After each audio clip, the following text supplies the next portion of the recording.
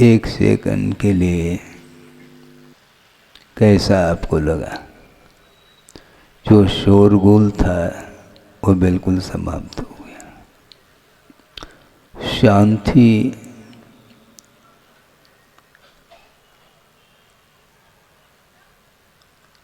बाहर से नहीं आती, भीतर से शांति आती है। हम प्रारंभ कर रहे हैं कि मुनि महाराज को पड़गान करके ले गए।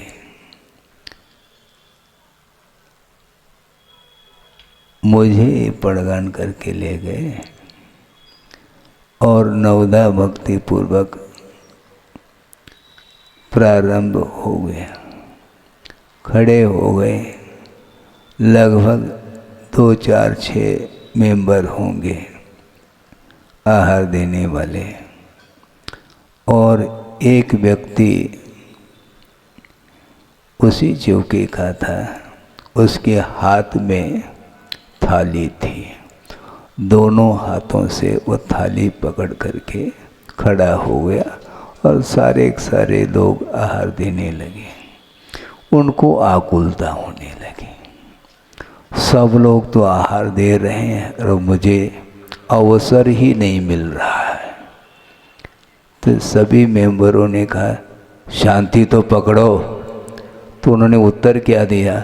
दोनों हाथों से थाली को पकड़ा हूँ, अब शांति किस हाथ से पकड़ूं?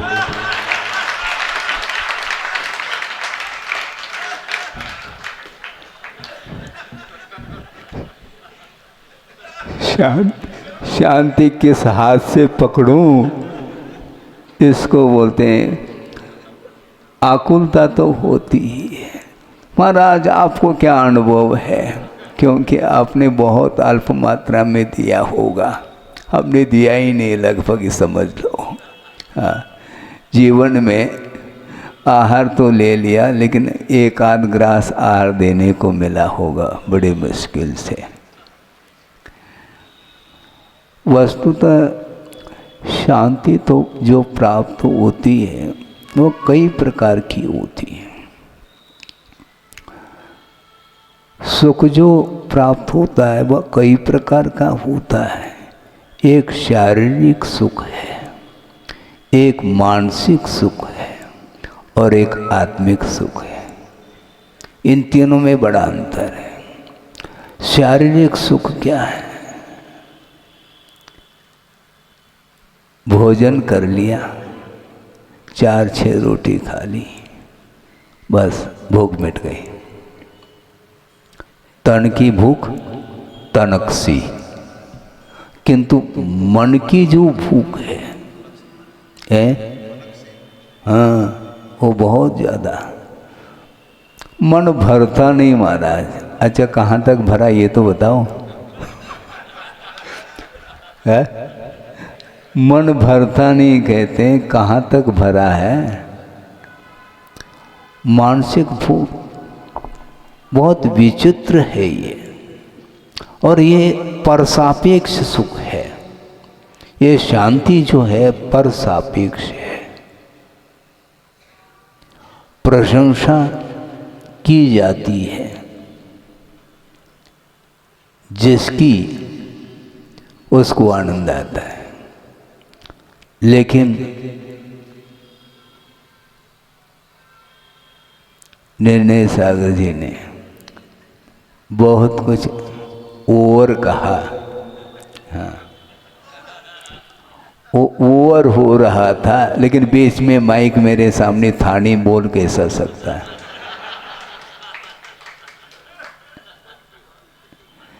जो भी विशेषण हैं वो गुरुदेव के लिए दे, कम पड़ जाएंगे विशेषण। गुरुदेव के लिए अनंत विशेषण आप लगाओ फिर भी कम पड़ेंगे, क्योंकि असाधारण व्यक्तित्व है, अतुलनीय उनकी साधना है। उनकी वीतरागता के सामने और जो सामान्य साधक हैं वह 0 वाट का जो बल्ब होता है ना, हाँ समझ रहे हैं आप, हाँ, जो टॉर्च में भी प्रयोग करने में आता है, वो छोटा सा बल्ब है, एक छोटी सी चिंगारी है, और वो सर्च लाइट, हेलोजन। अब उनके सामने अपना क्या प्रकाश अस्तित्व रखता है, लेकिन फिर भी भाव रहते हैं, किंतु ओवर न करें। उनकी तुलना किसी से भी नहीं हो सकती।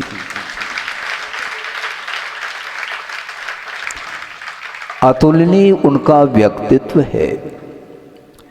उन्होंने अपने जीवन में जो साधना की है, निरपेक्ष भाव के साथ उन्होंने साधना की है, और विश्व के कल्याण की भावना भीतर रखते हुए उन्होंने साधना की है।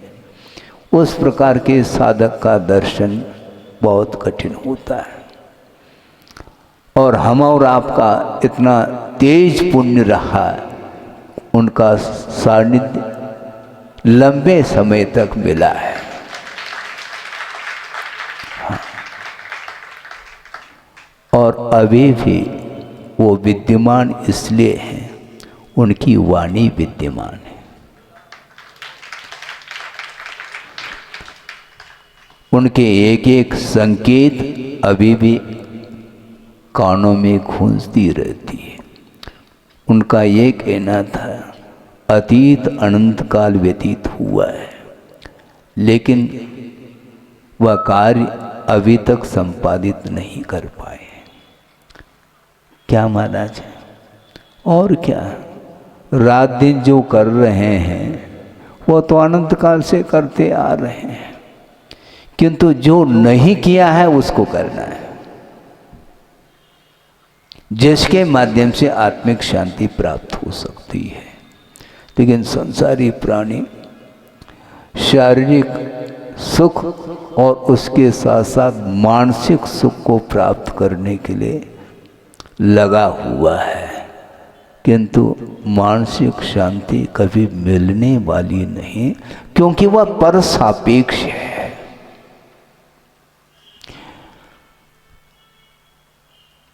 स्वर्ग में असंख्यात देव देवियां हैं, और उससे बढ़कर और किसी को भी मानसिक दुख नहीं होता जो उन्हें प्राप्त होता है। क्यों महाराज? सौधर्म इंद्र के अंडर में है, उनके अधीनस्थ हैं। सौधर्म इंद्र आज्ञा देता है, ऐश्वर्यवान होता है, उनकी दिव्यता अलग ही क्वालिटी की होती है। सागरोपम आयु तक उनके अधीनस्थ रहने वाले जो सामान्य जो देव हैं, वो अपने आप को दीनहीन अनुभव करते हैं, और सौधर्मेंद्र को जो आनंद आ रहा है वो भी सापेक्ष है, ध्यान रखो। अन्य देव यदि नहीं है तो सौधर्म का क्या अस्तित्व है, मुझे बताओ? कोई अस्तित्व नहीं। स्कूल कॉलेज वगैरह में प्रिंसिपल होते हैं, और टीचर ना हो तो उनका क्या अस्तित्व है? टीचर सामान्य है और ये विशेष है, और सामान्य विशेष का जहाँ तक भेद पड़ता है वहाँ तक ये सारे सारे विकल्प ही विकल्प है। मैं आपके सामने आगम के अनुरूप कुछ विषय रखना चाहूँगा। बहुत सूक्ष्म विषय है। एक तीर्थंकर केवली होते हैं और एक सामान्य केवली होते हैं। आपके दृष्टि में वह सामान्य केवली और तीर्थंकर केवली हैं, उनके दृष्टि में कोई भेद नहीं है। केवल ज्ञान की दृष्टि से देखा जाए तो सामान्य केवली के केवल ज्ञान में और तीर्थंकर केवली के केवल ज्ञान में नो डिफरेंस, कोई भी अंतर नहीं है। केवल ज्ञान में ऐसा कोई भी पदार्थ अवशिष्ट नहीं है जो उनके ज्ञान का विषय नहीं बनता हो। एक साथ एक क्षण में, एक समय में पदार्थ कितने हैं? अनंतानंत पदार्थ हैं, जो कि चेतना चेतनात्मक है, मूर्ता मूर्तात्मक है। और उन अनंतानंत पदार्थों के अंदर अनंतानंत गुण हैं, और उन अनंतानंत गुणों के अतीत अनागत संबंधी जो अनंतानंत पर्याय हैं, इन सबको एक साथ एक समय में केवल ज्ञान का वह विषय बनता है। इसके उपरांत भी उनके अंदर कोई हर्ष का अनुभव नहीं। हर्ष और विषाद, ये दो जो अवस्थाएं हैं, ये मोह की अवस्था है। मोह के अभाव में राग द्वेष रूप तरंग उत्पन्न ही नहीं हो सकते। पूरा का पूरा केवल ज्ञान में वह विश्व ही अवतरित हो रहा है। दर्पणायते, दर्पण के समान वह प्रतिबिंबित हो रहा है विश्व। इसके उपरांत पे केवल भगवान के लिए कोई न हर्ष का अनुभव है, न विषाद का अनुभव है, कुछ भी नहीं। केवल भगवान पदार्थ को जानते नहीं, ये ध्यान रखो। महाराज फिर क्या करते हैं? जानने में आता है पदार्थ। पदार्थ जानने में आना, देखने में आना और पदार्थ को जानना और देखना, इसमें बड़ा अंतर है। आपको मैं देख रहा हूं, किंतु भगवान देखते नहीं। वह सारे सारे पदार्थ देखने में आते हैं। देखना और दिखना बड़ा अंतर है। इसलिए आचार्य महाराज कहते हैं, देखने में आ जाए कोई बाधा नहीं, किंतु मुड़ मुड़ करके देखो नहीं।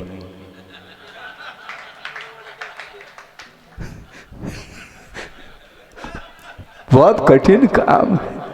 संसारी प्राणी सीधा नहीं चलता है, चलता है 4 कदम, फिर मुड़ करके इधर देखता है, और कोई देख न ले पुनः सावधान हो जाता। ये सब इच्छाएं हैं एक्चुअल में, ये सब मोह की ही करामत है। मोह के सद्भाव में ही इस प्रकार के अनेक प्रकार के विचार इच्छाएं जागृत होती हैं। उसके माध्यम से वह सुख का अनुभव करना चाहता है, किंतु ये पराधीन सुख है।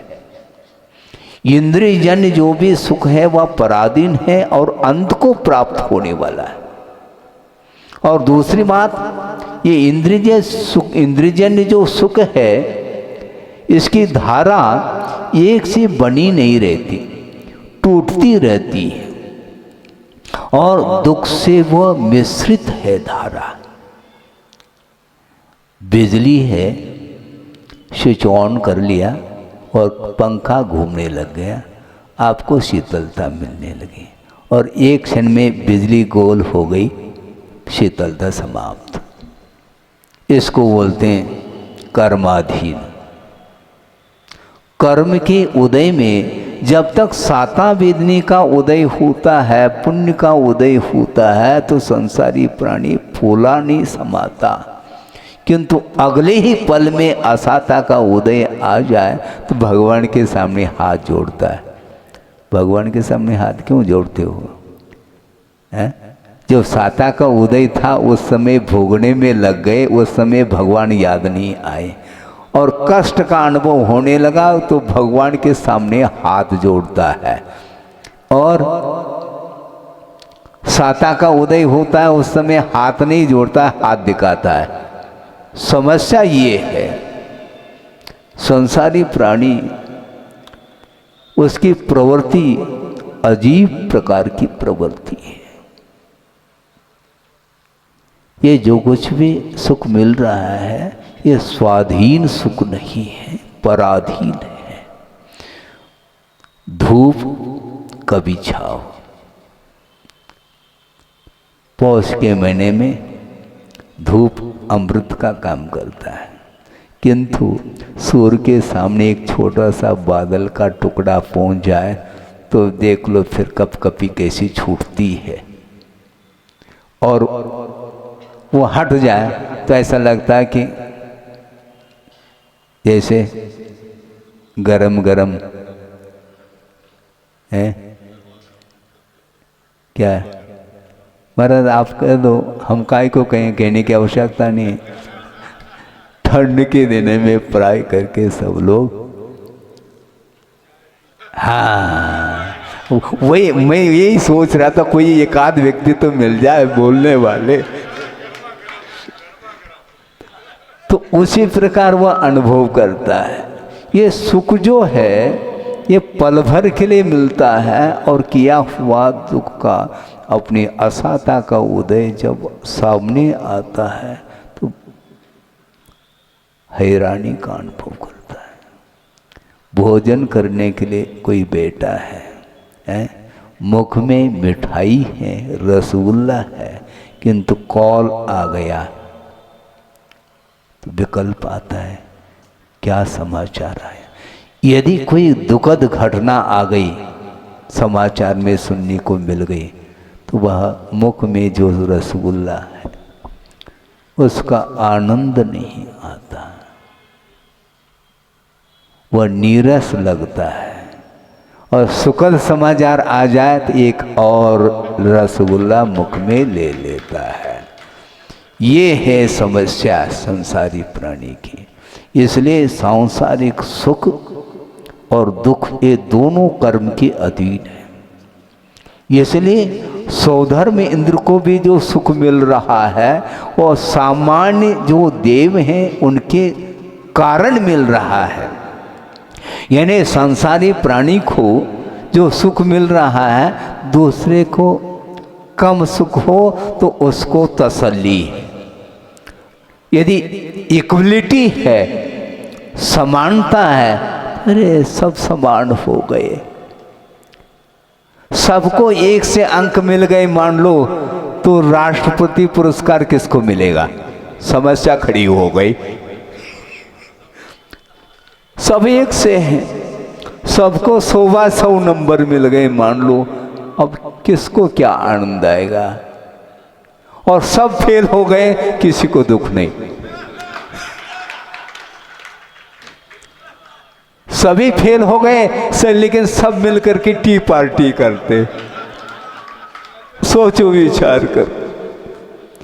ये सब मैं नहीं कह रहा हूं, गुरुदेव कह रहे हैं ध्यान को। उनके मुख से कई बार हमने सुना, इसलिए मुझे ज़्यादा मेहनत करने की आवश्यकता नहीं पड़ती। उनका नामस्मरण कर लेता हूं, उनके शब्द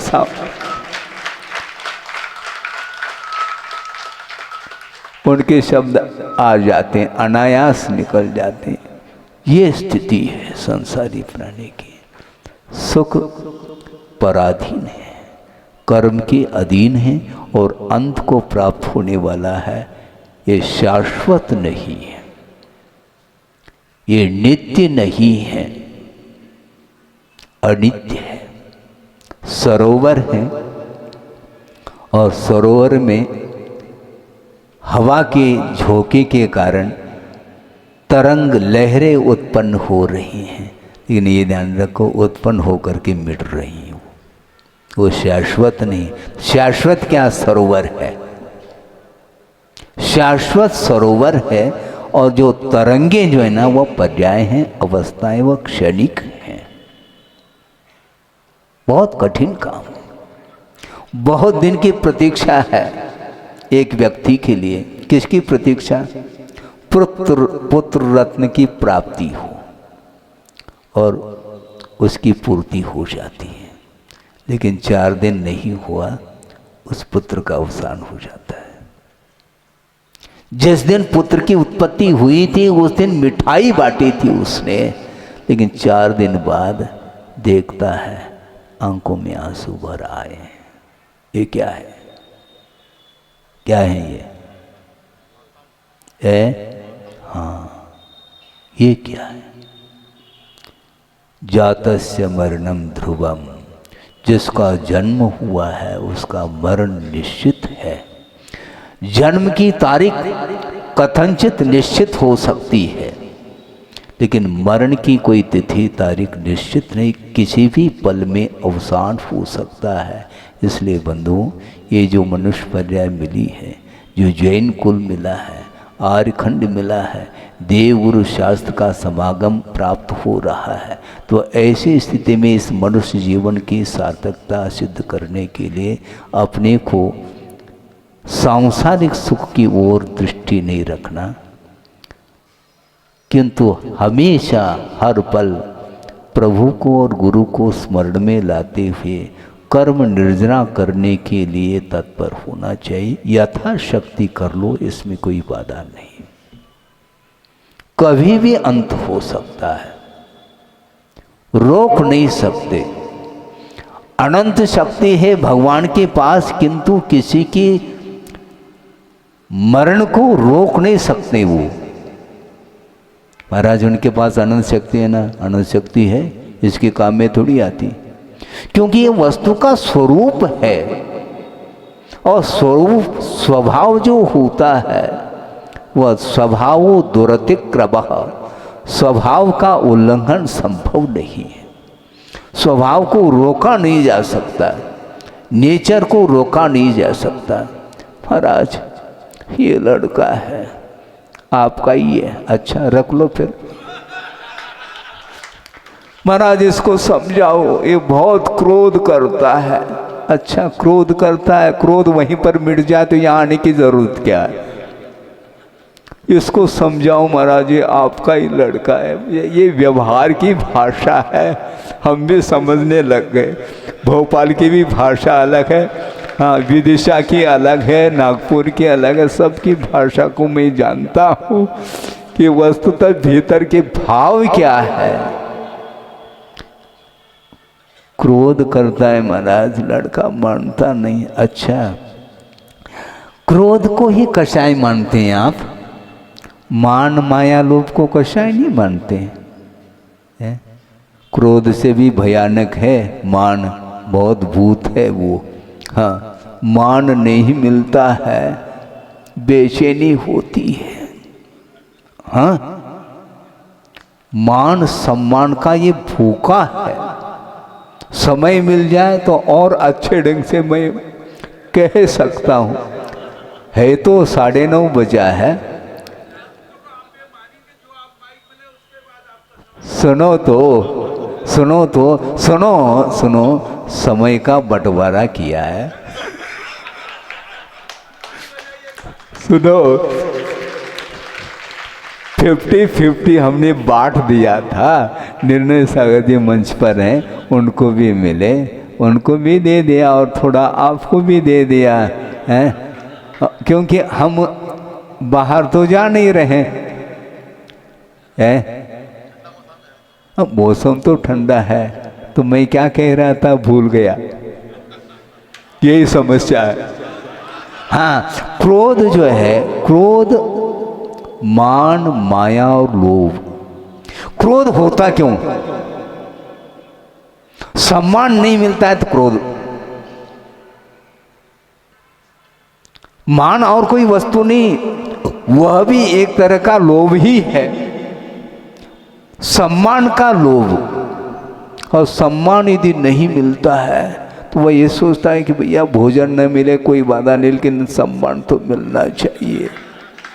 हाँ सम्मान में देरी नहीं होनी चाहिए। हम देर से भोजन कर लेंगे, 12-1 बजे कर लेंगे, लेकिन उसके पहले पर्याप्त मात्रा में तबीयत से मान मिलना चाहिए। ये जो है इच्छा होती रहती है। प्रशंसा का भूखा है संसारी प्राणी, क्या उससे पेट भरता है क्या? कुछ भी नहीं। आपका अस्तित्व दूसरे के अधीन है, ये ध्यान रखो। हम प्रशंसा चाह रहे हैं, प्रशंसा करने वाला कोई यदि नहीं है तो हमें सुख कहाँ मिलेगा? फिर ताली बज जाए तो भीतर आनंद आता है, और ताली न बजे तो, और बंद करने के लिए ताली बजाने लग जाए तो और परेशानी होगी। तो 2 तरह की ताली हो गई। बहुत कठिन काम है ये, लेकिन ये होता है। इसलिए क्रोध ही मात्र कषाय है, ऐसा नहीं, मान भी कषाय है। सभा में एक व्यक्ति का सम्मान हो रहा था और शॉल उड़ा करके श्रीफल के साथ। छोटा लड़का था, वो सोच रहा था कि पिताजी को ठंड लग रही है, शायद चाड़ ओढ़ पिताजी को ठंड लग रही है ऐसा लगता है, शाल से उड़ा दिया उनको, क्योंकि वो जानता नहीं कि वह मान क्या है, सम्मान क्या है, उसको कोई ज्ञात नहीं है। सोचो, इसी को बोलते हैं कर्म का फल भी जो मिलता है, द्रव्यादि निमित्त वशात कर्मण फल प्राप्ति हृदय, ऐसा कहा। कर्म का जो फल मिलता है वह द्रव्य, क्षेत्र, काल इत्यादि के निमित्त को लेकर के मिलता है। सभा में 4 व्यक्ति बैठे हैं, सम्मान का क्या आनंद आएगा?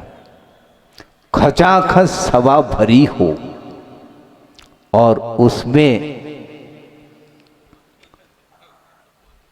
मिल जाए तो बहुत अच्छा आनंद आता है उसको। अब सोचो, ये मानसिक भूख है, मानसिक शांति है। हम ये गुरुदेव ने ये कहा था, आपको पूजन करते समय आनंद आता है?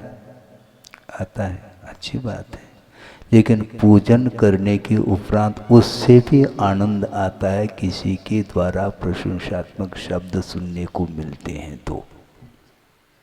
ये क्या वस्तु है? वहां पर जो आनंद आ रहा था वह आत्मिक आनंद है।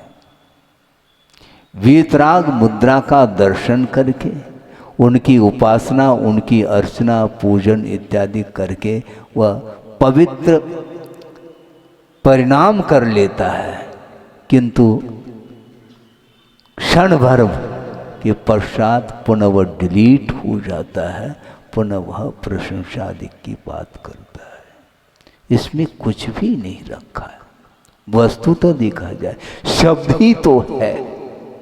मान लो किसी व्यक्ति की प्रशंसा किसी ने कर ली और पूरी सभा ने सुन ली, किंतु पूरी सभा को तो आनंद नहीं आया। जिसको टारगेट बना करके, फोकस बना करके प्रशंसा की, उसको आनंद आ रहा है, दूसरे को नहीं, जबकि सबने सुन लिया है। शब्द तो शब्द है, सबके कानों में शब्द पहुंचे क्या नहीं? मेरी प्रशंसा थोड़ी की जा रही, उनकी की जा रही है, मेरी थोड़ी की जा रही है। ये सब क्या, ये मेरा तेरा जो संबंध जुड़ा हुआ है, यही मोह है, यही स्वामित्व भाव है। इसको समाप्त करना खेल नहीं है बंधुओं, हाँ, खेल नहीं है। ये अनंत कालीन ये संस्कार बने हुए हैं। मैं ये कह रहा था, क्रोध आता क्यों? लोभ के बिना क्रोध नहीं आ सकता, ये ध्यान रखो, लिखे रखो। लोभ के बिना क्रोध नहीं आ सकता। जिस व्यक्ति के अंदर किसी भी वस्तु के प्रति लोभ नहीं है, तो वो क्रोध काय को करेगा? वो करेगा काय को? किसी ने आपकी वस्तु को उठा ली, तो आपको क्रोध आएगा? मुझे काय को क्रोध आ गया? हमारा संबंध ही नहीं है, पर वस्तु से जो संबंध था उसको कट कर दिया, खत्म। अटैचमेंट नहीं, इसलिए नहीं, मेरे पास अटैच ही नहीं, तो किस वस्तु के साथ अटैचमेंट रखे? अटैच ही छोड़ दी, अटैचमेंट भी छोड़ दिया। रखना क्या है? किसी व्यक्ति विशेष के प्रति हमारा कोई भी संबंध नहीं है। हाँ, गुरुदेव ने कहा था, व्यक्ति विशेष से जोड़ो नहीं। हाँ, ये जोड़ना और जुड़ना ये ठीक नहीं। सभा को संबोधित किया जा रहा है और सभा सामान्य है, और इसके उपरांत व्यक्ति विशेष के प्रति जुड़ाव, उसको छोड़ना है, उसको छोड़ना है। ये जो स्नेह है ये ठीक नहीं। सामान्य में राग नहीं है और विशेष में राग। ये मुख्य अतिथि। अच्छा, बाकी क्या है? वो अतिथि नहीं है क्या? विशेष अतिथि, मुख्य अतिथि, ये जो विशेषण है इसमें कुछ मिलता है, रस आता है उसमें भी। निचोड़ लो रस, नींबू का रस निचोड़ते हैं, उसी प्रकार इसमें भी उसको रस आता है, वो रस चखता रहता है। ये सारा जो कुछ भी सुख है, आनंद है, ये पराधीन है, पर वस्तु के साथ संबंध जोड़ने से इस प्रकार की एक प्रतीति होती है। वस्तुतः ये सुख नहीं, सुखाभास है, ऐसा कहा है। हाँ, कोई ताली नहीं बजा रहा है, क्योंकि सुनो, कहने से मत बजाओ, क्योंकि महाराज आप जो कह रहे हैं वो हमें अच्छा नहीं लगता। हमें जो अच्छा लगता उसको तो कहो कम से कम। अब मैं क्या कहूँ, क्योंकि हमने सब छोड़ दिया और वही मैं दे दूँ। भगवान ने सब छोड़ दिया, लेकिन किसी को दिया नहीं उन्होंने। ध्यान रखो, क्यों? क्योंकि संसार से उनको स्वयं को मुक्त होना है, तो सभी को मुक्त होना चाहते, सभी को मुक्ति मिले, ये उनकी भावना है। इसलिए संसार में आपको काय को रखेंगे वो है? ये होना चाहिए। इसलिए गुरुदेव ने एक बात कही, हाइकू है, वो आपके सामने रख करके 2 मिनट में पूर्ण कर रहा हूँ। बहुत ज़्यादा मोटिवेट ठीक नहीं है, क्योंकि मोटिवेट आप इतने मोटे हो गए फिर भी मोटिवेट काय को? मोटिवेट का वेट बहुत बढ़ गया, फिर भी मोटिवेट कह रहा हूँ। मैं ये कह रहा था, गुरुदेव ने हाइकू दिया है, छंद है जिसमें 17 अक्षर है, ऊपर नीचे 5-5 और बीच में 7। जोड़ो न जोड़ो, जोड़ो न जोड़ो, जोड़ा छोड़ो, जोड़ो न जोड़ो, जोड़ा छोड़ो, जोड़ो तो बेजोड़ जोड़ो। हाँ, जोड़ने की आदत है तो बेजोड़ जोड़ो। बेजोड़ कौन है? पंच परमिष्टि है, उनके साथ ही हम संबंध रखना चाहेंगे और किसी से हमारा कोई भी संबंध नहीं है। किसी को जोड़ना नहीं, किसी से जुड़ना नहीं। यदि अज्ञान दशा में जोड़ा है तो उसको छोड़ो, और मान लो जोड़ने की ही आदत है तो बेजोड़ जोड़ो। कौन बेजोड़ हो सकता है? गुरु है, प्रभु है, इनके साथ संबंध रखो, क्योंकि प्रतिदिन आप बोलते हो चत्तारि शरणम पवैषामि, 4 ही मेरे लिए शरण है, तो 400 के शरण क्यों जाते हो? कोई आवश्यकता नहीं। अरहंत, शुद्ध, साधु और केवली प्रणीत धर्म ही मेरे लिए आलंबनी है, क्योंकि इनके आलंबन से ही भव समुद्र से पार हम हो सकते हैं। इसलिए हमारी भी भावना है कि जल्दी से जल्दी हमें मुक्ति मिले, और हमसे भी आपको पहले मिल जाए तो हमें कोई आपत्ति नहीं है। पहले और बाद से क्या मतलब है?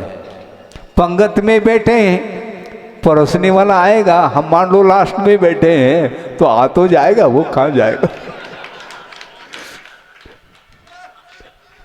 हमें आकुलता नहीं, कल भी हमने बात कही थी, हमें मोक्ष की भी आकुलता नहीं है, क्योंकि आकुलता करने से मुक्ति मिलेगी नहीं, ये सिद्धांत है।